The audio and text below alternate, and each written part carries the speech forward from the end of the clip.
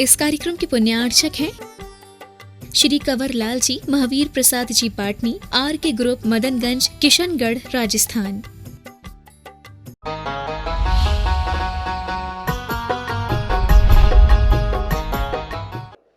एक दिन मैंने टेस्ट ले लिया सबका, समझ आ रहा है? तो जब तक हम ये सब काम खुद नहीं करेंगे, बच्चों से कराएंगे नहीं, संस्कार आएंगे कैसे?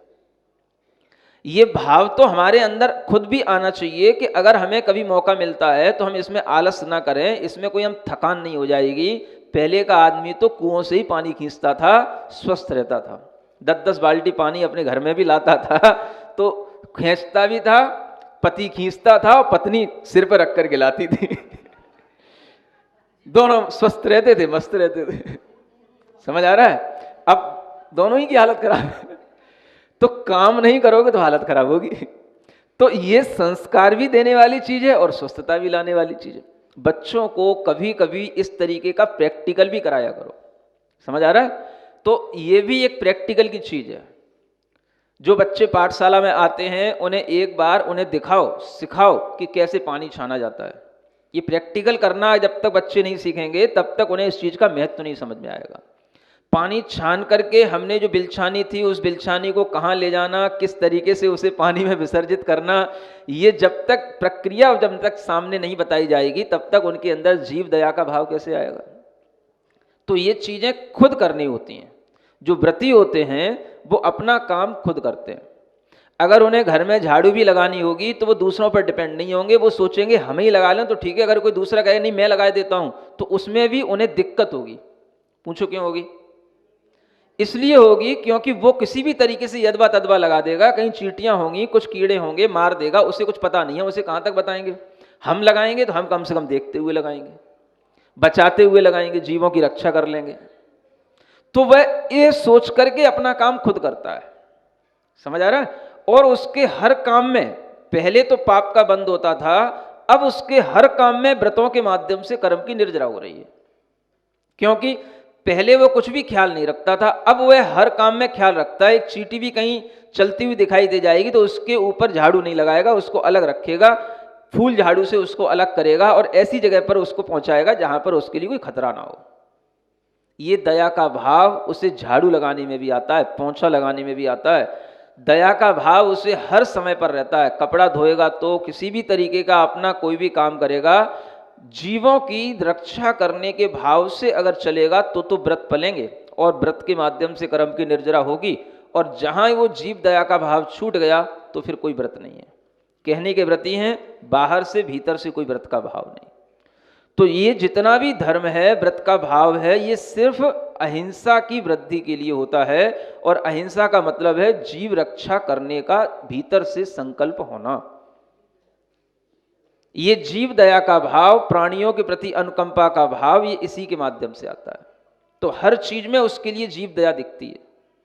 कोई भी उसके सामने अनाज आते हैं, किन्हीं भी चीजों को, वह दाल हैं, चावल हैं या कोई भी तरीके के अन्न हैं, हर चीजों का शोधन करके रखेगा। कच्चा होगा तब भी शोधन करेगा, बनाने से पहले देखेगा, जहां रखेगा वहां पर कोई जीव ना पड़ जाए, हर चीज को छान कर, बीन कर, खुद अपनी आंखों से शोध कर काम करेगा। दूसरों से करा दिया, क्या पता उसने करा क्या करा, क्या समझे? बहुएं तो आलसी होती हैं, कोई भी काम दे दो किसी को लिए, हम क्या इसी के लिए बने हैं? इसी के लिए विवाह हुआ था क्या हमारा? तो फिर क्या करेगी वो बहू? समझ आ रहा है? तो करना आपको खुद ही है। और उनको तो कुछ दिखाई नहीं देता, अरे सांप तो है, सांप तो है, क्या देखना उसमें? उन्हें कुछ दिखाई देगा भी नहीं उसमें। समझ आ रहा है? तो उसमें अगर छोटे भी कोई कीड़े होंगे या कोई कंकड़ वगैरह भी होंगे तो वो भी उन्हें साफ करने में नहीं आएंगे, दिखाई नहीं देंगे, बीनने में नहीं आएंगे। कभी देखा आपने आजकल बहुओं को कोई दाल चावल बीनते हुए? लेकिन पहले की दादी अम्मा जब भी बस सुबह के भोजन के बाद, चौका बासन करने के बाद फुर्सत मिले, हाँ बस नए छानना, बीनना, आगे के लिए बनाना, इसी में लग जाते थे। समझ आ रहा है? आज की महिलाएं देखो, बस वॉशिंग मशीन भी लगी है, धोबिन भी घर में आती है। समझ आ रहा है? झाड़ू वाली अलग आती है, रोटी बनाने वाली अलग आती है, महारानी बैठी है टीवी देख रही है। समझ आ रहा है? अब इनके मन में कहां से व्रतों के भाव हो? क्या समझाए इनको, रत्नगंज शराब का चार पंचम काल चल रहा है ना, कुछ कहोगे तो बुरा और मान जाएंगी, सुनना और बंद कर देंगी। बड़ी मुश्किल है ना। समझ में कुछ इसलिए नहीं आना क्योंकि आदत पड़ गई है आरामदेही की। समझ आ रहा है। और अब अगर कुछ समझने की कोशिश करें तो उनके लिए अगर कुछ कहें तो उन्हें ऐसा लगता है कि जैसे ये हमारे आराम के दुश्मन हो रहे हैं। है ना, इन्हें हमसे चिढ़ हो रही है, हमारा जीवन तो सुख से बीत रहा है, इन्हें क्या पड़ी है। तो पड़ी ये है कि तुम्हारा सुख थोड़ा सा लंबे समय तक बना रहे, है ना। लंबे समय तक सुख तभी बना रह सकता है जब हम प्राप्त जो हमें पुण्य है उसका हम उपभोग भी थोड़ा विवेक से करें। और अगर हम उस पुण्य में अंधे हो जाएंगे तो हमारे अंदर फिर पाप का बंध ज्यादा होगा, फिर आगे दिक्कतें ज्यादा आएंगी, दुख ज्यादा पैदा होगा। इसलिए जो हमें मिला है हम उसको थोड़ा सा विवेक के साथ में उपभोग करें, विवेक के साथ काम करें, तो पुण्य का भाव बना रहेगा। तो व्रतों की एक अवधारणा जो हमारे अंदर आनी चाहिए वो इसलिए नहीं आती क्योंकि सुबह से शाम तक हमारे घर के क्रियाकलापों में हमें कभी भी दया भाव वगैरह कुछ सिखाया ही नहीं जाता। आज कितने ही बच्चे हैं, आप उनसे पूछ लेना कितने ही घर में लोग हैं बिना वजह रात में भोजन करते हैं। कोई काम नहीं है रात में भोजन करने की, कोई जरूरत नहीं है। अगर कुछ ज्यादा से ज्यादा होगा उनसे पूछा जाएगा भूख लगती है, और भूख तो हमेशा लगती है। 24 घंटे की रात हो तो भी तुम्हें भूख लगेगी, 12 घंटे की रात हो तो भी तुम्हें भूख लगेगी। भूख तो हमेशा लगती रहेगी। लेकिन अगर आप उसको समायोजित करें कि हमें कब भोजन करना, कब हमें भोजन नहीं करना, ये अगर हमारे दिमाग में रहेगा तो भूख दिमाग से पैदा होती है। और जब दिमाग सही चलेगा तो भूख फिर समय पे लगती है। समझ आ रहा है। भूख हमेशा नहीं लगती है। भूख कब लगती है? समय पर लगती है। जिनके दिमाग में सही तरीके से जिनकी लाइफ स्टाइल चलती है उनको बिल्कुल सही समय पर ही भूख लगती है। समझ आ रहा है। फिर कभी भूख नहीं लगती उनको। हाँ, तो अगर आप उसका निश्चित समय बना लें, बॉडी अपने आप एडजस्ट करती है। बॉडी की अपनी एक केमिस्ट्री है। बॉडी अपने आप उसी तरीके से हार्मोन्स तैयार करती है। अगर आप उसके लिए नियमित ढंग से उसको संभाल करके चलें, अगर आप उसके लिए समय पर भोजन देंगे तो समय पर ही उसको भूख लगेगी। अगर बच्चों के लिए शाम को समय पर भोजन दे दिया जाए तो उन्हें रात में भूख लगेगी ही नहीं, उनके लिए आदत बन जाएगी। लेकिन जब हम किसी भी तरीके से कोई भी चीज पर ध्यान नहीं रखते हैं तो वो सब चलता रहता है। तो व्रती होने का मतलब यही होता है कि वह अपने छोटे छोटे से संस्कारों को दूसरों के लिए भी दे रहा है और अपने संस्कारों में तो बहुत ज्यादा दृढ़ हो ही गया है। जब जीवन में इस तरह के व्रत आ जाते हैं तो फिर उसी के माध्यम से दूसरे लोग भी कुछ सीख पाते हैं। अन्यथा आज के जमाने में व्रत लेना एक बहुत बड़ी चुनौती बन गया है। और इतनी बड़ी चुनौती बन गया है कि अगर कोई व्रत लेने की सोच भी ले तो बगल की मोहल्ला पड़ोसी की जो लोग हैं या क्या बोलते हैं आप लोग, बोली दूं? समझ आ रहा है। चैन नहीं लेने देती। हाँ, बहुत धर्मात्मा हो गई, क्या करती रहती है दिन भर यही में, शोधन में, इसमें उसमें लगी रहती है। एक काम छोड़ा था दूसरा काम पकड़ लिया। तरह तरह की टॉन्टिंग करना, कमेंट्स करना, तरह तरह से उसे परेशान करना। आजकल किसी को ये नहीं आता कि कोई अगर व्रत लेकर के अपना जीवन जी रहा है तो हम उसके लिए प्रशंसा करें, उसको सहयोग करें, उसके लिए सद्भावना रखें। उल्टा उसके लिए परेशान करने की तैयारी हो जाती है। तो आदमी कई बार तो ये सोच करके भी कुछ मन नहीं बना पाता। समझ आ रहा है। अगर व्यक्ति के लिए अपने घरों में व्रत पालने का मन नहीं होता तो कम से कम ये भी सोच लेना चाहिए कि हमारे जीवन में अब कुछ जो क्षण बचे हैं, समझ आ रहा है, अंत के 5 साल 10 साल हम इतना भी सोच सकते हैं जहां पर हमें व्रत पालने की सुविधा मिल जाए हम वहां पर रुक करके भी व्रत पालन करके अपना जीवन निकालें।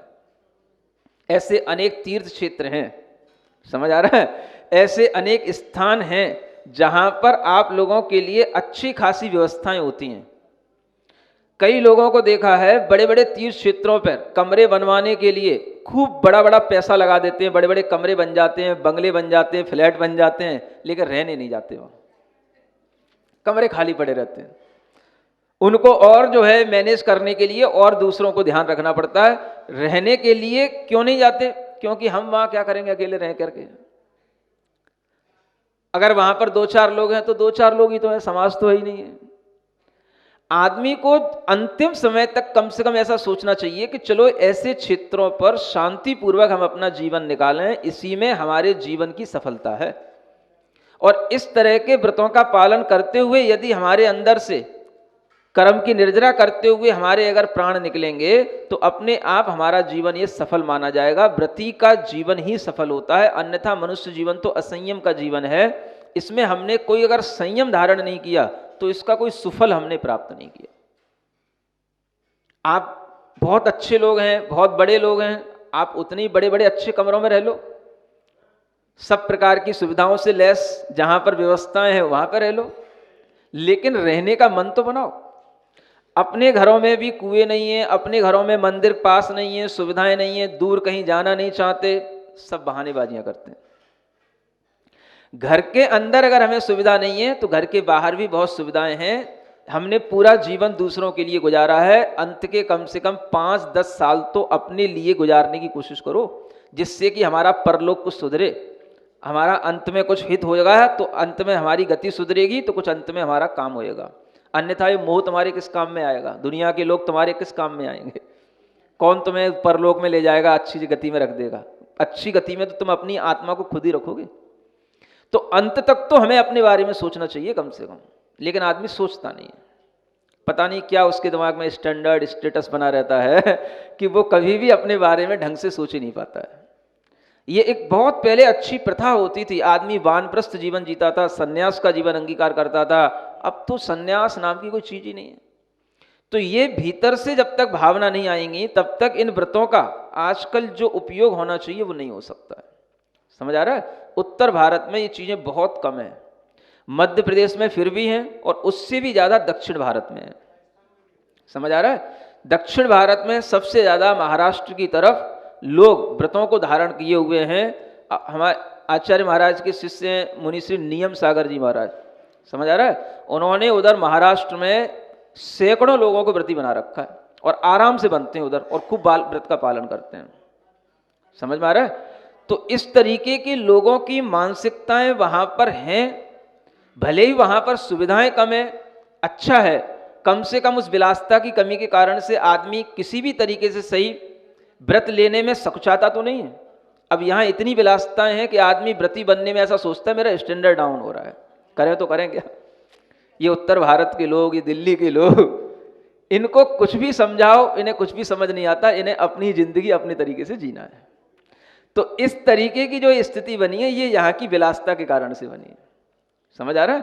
तो आप अपने आप को थोड़ा सा संभालने की कोशिश करें। विलासिता का जीवन जीते हुए भी धीरे धीरे अपने मन में अपनी आत्मा के हित का भाव लाएं, जिसके माध्यम से हमारी परलोक में हमारी गति सुधरे। क्योंकि जब हम मृत्यु के बाद जहाँ होंगे वहाँ हम अपने ही किए हुए कर्मों के अनुसार होंगे, वहाँ हमारे परिवार के लोग कोई साथ नहीं होंगे, वहाँ हमारे परिवार के लोग कोई हमें बचाने वाले नहीं होंगे, कोई हमें सुख सुविधाएं देने वाले नहीं होंगे। वहाँ हमारी आत्मा अपने ही कर्मों के फल से वहाँ पर जो कुछ भी सुख सुविधाएं मिलेंगी उनका भोग करने वाला होगा। ये ध्यान में रख करके हमें व्रतों को अंगीकार करना चाहिए। समझ आ रहा है? तो 12 व्रत कोई बड़ी चीज नहीं है। 2 प्रतिमा के व्रत हर व्यक्ति किसी भी तरीके का जॉब कर रहा हो, चाहे व्यापार कर रहा हो, घर में रह करके 2 प्रतिमा का व्रत पालन आराम से कर सकता है। समझ आ रहा है? कोई लोगों के मन में तो इतना भाव आ जाता है कि वो बड़ी आसानी से समझ जाते हैं। समझ आ रहा है? यहाँ अरहम टीम का एक लड़का आता है नयन करके, सुन रहे हो? कभी उससे मिलना। साल भर पहले से उसने, अभी उसकी उम्र देखना, उसके छोटे छोटे बच्चे देखना, उसके मन में इतनी लगन है मुझे 2 प्रतिमा के व्रत चाहिए, 2 प्रतिमा के व्रत चाहिए। समझ आ रहा है? मैं उससे कहता हूँ भैया थोड़े से बच्चे बड़े हो जाने दे अभी तेरे को। उसने अपने व्रतों का अभ्यास करना शुरू कर दिया। मैंने कहा उससे चल ठीक है तू अभी अभ्यास कर।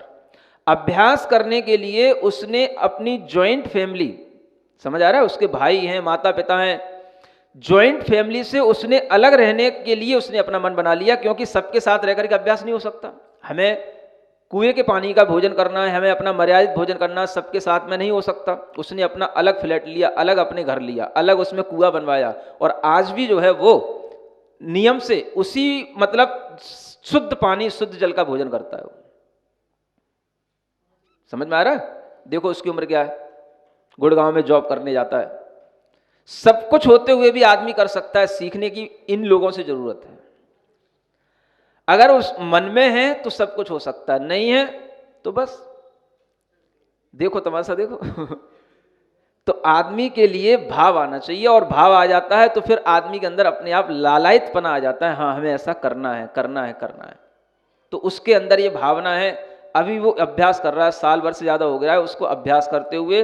अपना घर भी उसने अलग लिया, थोड़ी सी घर में किचकिच हुई, क्यों इतनी सी बात के लिए अलग घर ले रहा है, क्या कर रहा है? इसलिए ले रहा हूँ कि मुझे व्रतों का पालन करना है, और आगे उसका पूरा प्लान है, मुझे इतने साल में ये जॉब छोड़ना है, मुझे इतने साल में व्रत लेना है, उसका सब पूरा प्लान है। इसको बोलते हैं ज्ञानवान आदमी। समझ आ रहा है? ये अरहम योग का प्रभाव है। ये 2 साल 3 साल पहले रेवाड़ी में जुड़ा था, 1 साल में उसके अंदर इतना परिवर्तन आ गया। इन लोगों से सीखना चाहिए आपको। समझ आ रहा है कि आखिर जब ये अभी 35-40 साल के बच्चे इस तरीके से व्रत लेने को आगे आ सकते हैं, जॉब करते हुए, छोटे छोटे अपने बच्चों के साथ में भी रहते हुए, तो हम इतने बड़े होने के बाद भी किस बात को सोच करके पीछे हैं? सुन रहे? ये सोच करके थोड़ी संख्या बढ़नी चाहिए, व्रतियों की संख्या बढ़नी चाहिए। समझ में आ रहा है? उत्तर भारत में खास तौर से ये जो इलाके हैं, मेरठ, मुजफ्फरनगर, है ना, इनमें ये थोड़ी सी व्रतियों की संख्या बढ़ेगी तो कुछ अच्छा लगेगा। यहाँ तो कुछ बढ़ता ही नहीं है, जो है वैसा ही वैसा रहता है ना। छोटे छोटे से व्रत भी तो ऐसे भारी लगते हैं।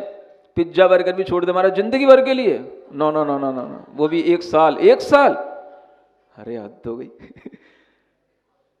1 साल भी 1 साल लगता है, बताओ अब इनको क्या समझाया जाए। तो ऐसी जहां पर स्थिति है वहां पर बड़ा मुश्किल है। लोगों के अंदर पता नहीं कौन सी मिट्टी के बने हैं, कहां से यहाँ पैदा हुए हैं आकर के, कि इनके अंदर व्रतों के भाव क्यों नहीं पैदा होते। ये भी एक कहना चाहिए पानी का ऐसा प्रभाव है, या क्षेत्र का प्रभाव है, या कुछ काल का इधर ज्यादा प्रभाव है ना। जबकि दक्षिण भारत में सब वही लोग हैं, वही सब क्षेत्र है, लेकिन वैसा प्रभाव नहीं होता। तो इधर के क्षेत्र का प्रभाव शायद ऐसा हो, है ना। तो देख रहा हूं मैं भी, लेकिन फिर भी इतना है कि 2 साल में कम से कम, जो इधर 2-3 साल हुए अभी इस क्षेत्र में, फिर भी 10-20 लोग तो व्रती बने हैं, लेकिन जिस तरीके की संख्या बढ़नी चाहिए वैसी नहीं हो रही है। समझ आ रहा है? तो आप लोग अपना मन बनाओ। अगर आप लोग साधु सानिध्य को अच्छे ढंग से चाहते हो, लंबे समय तक आसपास साधु सानिध्य को चाहते हो, तो अपने अंदर इस तरीके का व्रत का लेने का मन बनाओ, तब साधु उससे खुश होएगा। समझ आ रहा है? तुम्हारी केवल नमोस्तु से खुश नहीं होने वाले हम लोग, है ना। हाँ, केवल जो है ऐसी पग चंपी करने से कुछ नहीं होने का, है ना। कुछ अच्छा करो जिससे कि हमें लगे कि हाँ वास्तव में यहाँ पर भी लोगों में परिवर्तन आता है। बोलो महावीर भगवान। सामायिक प्रतिमा का मतलब है उस श्रावक के अंदर सामायिक करने का एक विशेष संकल्प आ जाना। वह संकल्प किस रूप में होता है, उस प्रतिमा में क्या और शर्तें होती हैं, इसका दिग्दर्शन करने के लिए यह आर्या छंद 139 नंबर का चतुरावर्तत्रिशय तृतीय चतुः प्रणामः स्थितो यथा जातः सामयिको द्विनिषद्य स्त्रियोग शुद्ध स्त्रीसंध्यमभिवंदी।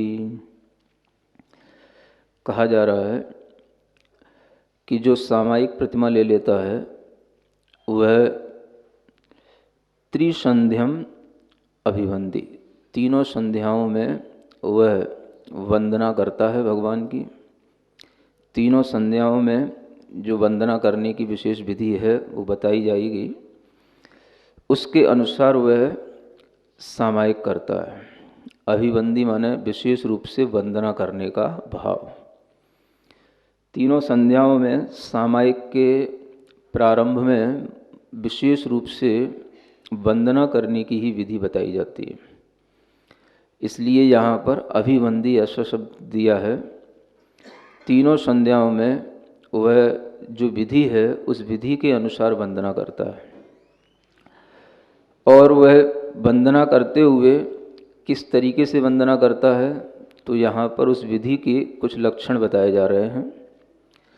चतुरावर्त वह 4 आवर्त करता है। कितने?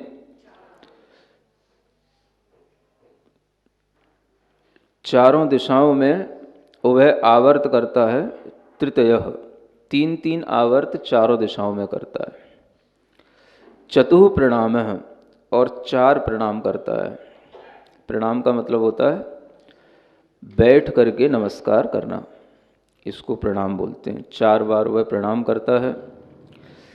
और आवर्त बोलते हैं अपने हाथ की अंजलि बना करके यूं कर मुकुलित करके घुमाना। तो 3 बार जो ये इस तरह से कर को मुकुलित करके घुमाया जाता है, इसको 3 आवर्त बोलते हैं। और ऐसा जो है यह 4 दिशाओं में किया जाता है, एक एक क्रम से। तो चतुरावर्तस तृतीय चतुः प्रणाम, 4 प्रणाम करना है। तो चूंकि चारों दिशाओं में वंदना करता है, तो वह 4 प्रणाम भी उसमें शामिल हो जाते हैं। बैठ कर के वंदना करने का नाम ही प्रणाम कहलाता है। बैठ कर के नमस्कार करना ही प्रणाम होता है। स्थितो यथाजात, और स्थित होता है माने यह सब कार्य वह अपनी शक्ति के अनुसार खड़े होकर के ही करता है। जो वह वंदना के समय पर अभी विधि बताई जाती है, उस विधि के अनुसार जब वह खड़ा होकर के कायोत्सर्ग करता है, तो उसमें वह स्थित हुई रूप में होता है। यथाजात का मतलब बिल्कुल वह मुनि महाराज की तरह ही स्थित होता जाता है, यथाजात हो जाता है। यानी अपने ऊपर किसी भी तरह का परिग्रह आदि का कोई भी भार नहीं लेता, और सब आरंभ परिग्रह का त्याग करके वह यथाजात रूप में अपने अंदर भावना रखता हुआ स्थित होता है। ऐसा सामयिको माने सामयिक को सामयिक करने वाला। जो पहले भी बताया था कि श्रावक की जो सामयिक है उसका नाम सामयिक कहा जाता है। उसे सामयिक आचार्य समंतभद्र महाराज ने नहीं कहा, रत्नकंड श्रावकाचार्य में उसका नाम दिया सामयिक। हाँ, और जो मुनि महाराज के लिए चारित्र होता है उसका नाम होता है सामयिक चारित्र। तो ये दोनों चीज़ों को अलग अलग जो है डिस्टिंग्विश किया है कि सामयिक जो है वो चारित्र है, वो मुनि महाराज के लिए है, और जो सामयिक है वो व्रत है, वो श्रावकों के लिए है। तो यह सामयिक द्विनिषद्या, 2 निषद्याएँ भी करता है, यानी कि 2 बार बैठना। निषद्या का मतलब क्या है? बैठना, यानी कि 4 दिशाओं में जहाँ से वो शुरू करता है पूर्व दिशा से, तो एक बार पूर्व दिशा में बैठ कर के प्रणाम करता है, और फिर जो है दक्षिण पश्चिम दिशा में खड़े होकर के वंदना करके प्रणाम कर लेता है, और फिर जो है उत्तर दिशा में भी बैठ करके प्रणाम करता है। तो इस तरीके से एक बार चारों दिशाओं की वंदना करने में उसे 2 निषद्याएँ हो जाती हैं, एक बार पूर्व दिशा में और एक बार अंत में उत्तर दिशा में। ऐसी द्विनिषद्या। त्रियोग शुद्ध, तीनों योगों से वो शुद्ध होता है, यानी मन वचन काय तीनों योगों को वो अपना देव वंदना की क्रिया में और सामायिक की विधि में लगाता है। ऐसा काम वह तीनों संध्याओं में अभिवंदी माने वंदना करने वाला वह इस तरह से सामायिक की विधि को प्रारंभ करता है। यूँ समझना चाहिए कि सामायिक की विधि में वंदना की भी मुख्यता है, देव वंदना की मुख्यता है श्रावक के लिए, कि वह जो सामायिक की विधि प्रारंभ कर रहा है वो देव वंदना के माध्यम से प्रारंभ करता है। सामायिक में जो उसको बाद में जो पहले दूसरी प्रतिमा में जो सामायिक शिक्षा व्रत में जो वर्णन किया गया था कि वह अशरण अशुभ अनित्य आदि की भावनाओं का चिंतन करता है, ये सब वो ये वंदना की क्रिया करने के बाद बैठ करके फिर करेगा शांति से। तो सामायिक प्रारंभ करने की जो विधि है वो इस प्रकार की बताई गई है। तो उस विधि को भी ढंग से करना आता नहीं है लोगों को। वो विधि भी जो है लोगों के लिए प्रमादवश छूट गई है, और वो विधि भी जो है यूं ही एक तरह से केवल कायोत्सर्ग कर करके पूरी कर ली जाती है। लेकिन ढंग से जो विधि होती है उसमें पूरा का पूरा ऋणमोकार मंत्र पढ़ते हुए वह सामायिक दंडक होता है, फिर उसके बाद में चतुर्विंशति स्तवन रूप जो दंडक होता है उसको पढ़ा जाता है, और फिर उसके बाद में यह चारों दिशाओं में करके तब जा कर के फिर शांति से बैठना होता है, और इस तरह से बैठ कर के ही फिर वह सामायिक के भाव में स्थिर हो जाता है। तो ये विधि जो होती है ये सही विधि होती है, और यही जो है श्रावक के लिए कही गई है। तो श्रावक के लिए वंदना इत्यादि करने की मुख्यता है चारों दिशाओं में, जो अरहंत, सिद्ध, आचार्य, उपाध्याय, साधु, ये 5 परमेष्ठी हो गए। जिन धर्म, जिनागम, जिन चैत्य और जिन चैत्यालय, ये जो नव देवता रूप हैं, इन्हीं की चारों दिशाओं में वह अच्छे ढंग से वंदना करता है। और उस वंदना को करने के लिए शास्त्रों में जो ये विधि बताई गई है वो ये है कि चारों दिशाओं में वह ये पूरा सामायिक दंडक पाठ और वह स्तवन पाठ, जो चतुर्विंशति स्तवन पाठ है भगवान का, वो एक विशेष रूप से शास्त्रों में लिखा हुआ होता है, उसको वह पढ़ता है। समझ आ रहा है? अगर आप चाहो तो आप भी करना सीख सकते हो, है ना।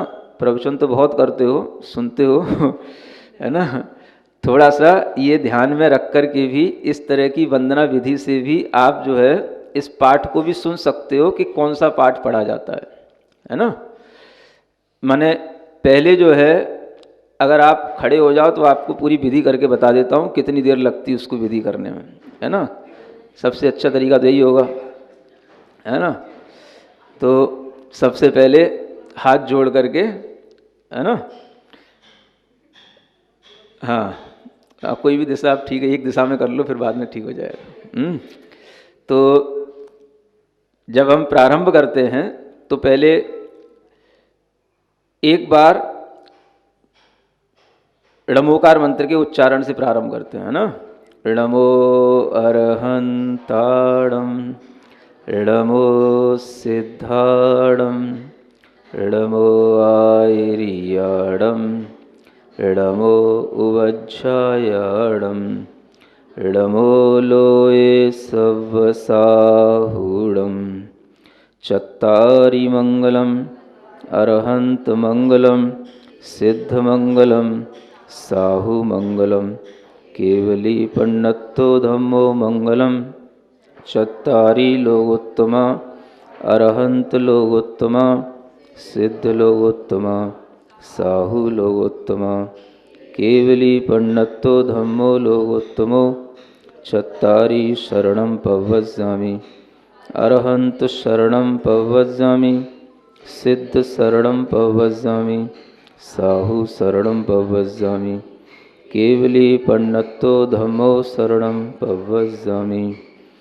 यहाँ एक पाठ पढ़ा जाता है इसे सामायिक दंडक कहते हैं। आप लोग सुन सकते हो, मैं पढ़ रहा हूँ, पूरा प्राकृत में है। अड्ढाइज दीवदो समुद्देषु पंडारस्कमुमिषु जाव अरहंताणं भयवंताणं आदिराणं तिथेराणं जिणाणं जिणोत्तमाणं केवलियाणं सिद्धाणं बुद्धाणं परिनिबुद्धाणं अंतराणं पारगयाणं धम्मायर्याणं धम्मदेश्याणं धम्मनायकाणं धम्मवर्चाौरंगचक्रवर्तिणं देवाहि देवाणां नाणानां दंसनानं चरित्राणं सदा करेमि करेमि करेमन्ते। सामाय्यं सब्ब सावज्जोगं पच्चखामि जावज्जीवं तिविहेण मनसा वत्सा कायेन न करेमि न कारेमि। ऋण अन्नं करन्तमपि समनुणामि तस्वन्ते ऐचारं परिक्रमामि। निन्दामि गर्हामि अप्पाणं जावरन्ताणं भयवन्ताणं तावकालं पावकम्मं दुच्चर्यं वोत्सरामि। यहाँ पर एक कायुस्वर करना है। एक कायुस्वर करो, 9 बार नमोकार मंत्र 27 श्वासोच्छ्वास से पढ़ना है, आराम से।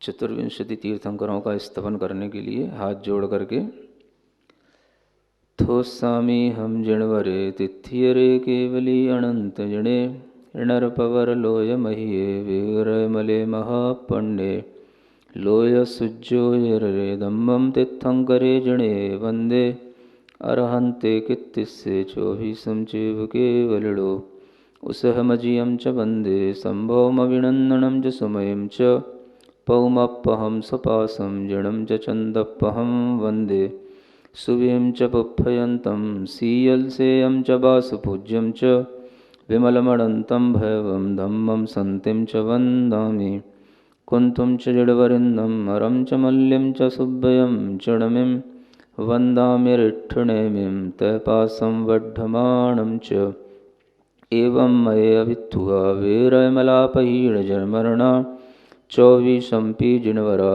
तिथियरा मे पसीयन्तु कित्तीयवन्दीयमय्या एदे लोकोत्तमा जना सिद्धा आरोग्यणानलाहं दिन्तु समाहिं च मे बोहिं चन्देहिणीं मलयरा आयच्छेहिम् अहिपया सन्ता सायरमिव गम्भीरा सिद्धा सिद्धिं मम दिशन्तु। 3 आवर्त यहाँ पर करते हुए सिद्धा सिद्धिम मम दिशंतु, यानी सिद्ध भगवान के साथ में पूर्व दिशा में जितने भी पंच परमेष्ठी, जिन धर्म, जिन आगम और जिन चैत्यालय हैं, उन सभी को मैं मन वचन काय से 3 बार नमस्कार करके प्रणाम करता हूँ। अब बैठ करके एक बार नमस्कार कर लें। बैठ करके एक बार नमस्कार कर लें। ये हो गया एक प्रणाम। 3 आवर्त ये हो गए, एक प्रणाम हो गया। ये एक दिशा में हुआ। अब बैठ जाओ। ऐसे ही चारों दिशाओं में करने का होता है ना। ऐसे चारों दिशाओं में इस तरीके की विधि करके तब बैठा जाता है सामायिक करने के लिए, है ना। तो इसमें चारों दिशाओं में 3-3 आवर्त हो जाएंगे, तो 4 3 12 आवर्त हो जाते हैं। और 4 प्रणाम हो जाते हैं और 2 बार आपको निषद्या हो जाएगी, यानी एक बार पूर्व दिशा में बैठ के करोगे और एक बार जो है उत्तर दिशा में बैठ करके करना है। बाकी खड़े होकर के ही आवर्त और प्रणाम करना है। माने आवर्त करके ऐसा जो हम झुकते हैं, सिर झुकाते हैं, इसको नाम ही प्रणाम है। और निषद्या माने बैठ करके जो हम प्रणाम करेंगे तो वो बैठ करके कहलाएगा। जमीन पर बैठ करके करेंगे तो वो केवल पूर्व दिशा में और उत्तर दिशा में ऐसा करके तब सामायिक के लिए श्रावक बैठ जाता है ना। क्या बोले? आज जमीन पे नहीं बैठ पाए तो क्या आकाश में बैठे, अंतरिक्ष में बैठे है ना। जैसे भगवान बैठते अंतरिक्ष में, आकाश में। हाँ, अब वो भगवान बन ही गया तो फिर जमीन पे फिर सामायिक करने का जरूरत ही क्या है। तो जमीन पर ना बैठ पाए, खड़े हो जाए, है ना। तो इस तरह से ये सामायिक अब करने का वह अपना शुद्धि पूर्वक मन वचन काया की शुद्धि पूर्वक अपना मन बना लेता है।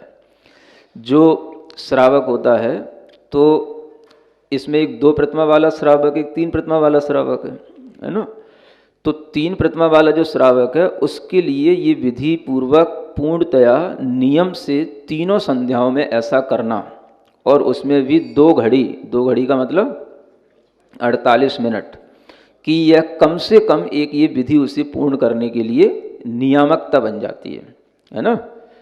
बैठ अकेला 2 घड़ी तू भगवत का गुण गाया कर मन मंदिर में, ऐ जिया तू झाड़ू रोज लगाया कर। तो ये झाड़ू लगाने के लिए सामायिक की जाती है मन मंदिर में। यानी 2 घड़ी वह निश्चिंत होकर के सब प्रकार के कार्यों से निर्विकल्प होकर के बैठता है। तीसरी प्रतिमा में उसके लिए नियम हो जाता है कि वो कम से कम 2 घड़ी की सामायिक अवश्य करेगा, है ना। दूसरी प्रतिमा में ऐसा कोई नियम नहीं होता उसके लिए, वो करता है, शिक्षाव्रत के रूप में है। दूसरी प्रतिमा में शिक्षाव्रत के रूप में सामायिक है, तो वो शिक्षाव्रत के रूप में उसको अंगीकार करके करता है। तो उसमें उसके लिए 48 मिनट का भी नियामक नहीं होता है कि नियम से 48 मिनट के लिए उसको करना ही है। शिक्षाव्रत के रूप में अगर करे तो अच्छी बात है, कम से कम उसके लिए 48 मिनट की सामायिक करने की उसे शिक्षा मिल जाए, इसका वो अभ्यास करता है। और सामायिक करते हुए उसके लिए कोई तीनों संध्याओं में सामायिक करने का नियम नहीं होता। वह अभ्यास करता है तो कम से कम सुबह या शाम 2 संध्याओं का अभ्यास के रूप में उसको ले लेता है। अभ्यास करते हुए भी चूंकि सामायिक शिक्षाव्रत है दूसरी प्रतिमा में, तो उसके लिए ऐसा कोई नियम नहीं होता कि वह बिल्कुल समय मिला करके सामायिक करे। क्योंकि वह सुबह उठता है, जब संध्या का सुबह सूर्योदय का समय होता है उस समय वो अपना देव पूजन आदि कार्य में लग जाता है या कोई और दूसरे कार्य में लग जाता है, तो वो उसको कभी आगे भी कर लेता है कभी पीछे भी कर लेता है, ये दूसरी प्रतिमा में हो जाता है। लेकिन जो तीसरी प्रतिमा वाला श्रावक होता है वो नियम से जिस समय पर सूर्योदय सूर्य अस्त का समय होता है, मध्याह्न का समय होता है, वो उसी समय पर बैठेगा, वो समय को महत्व देगा। इसलिए उसके लिए सामयिक कहा गया है, जो समय को महत्व दे। समझ में आ रहा है? समय जिसके लिए सीमा में बंधा हुआ है, जो समय की हमेशा तैयारी में रहता है कि ये समय आएगा तो इस समय पर मुझे निर्विकल्प होकर के सामयिक में बैठना है।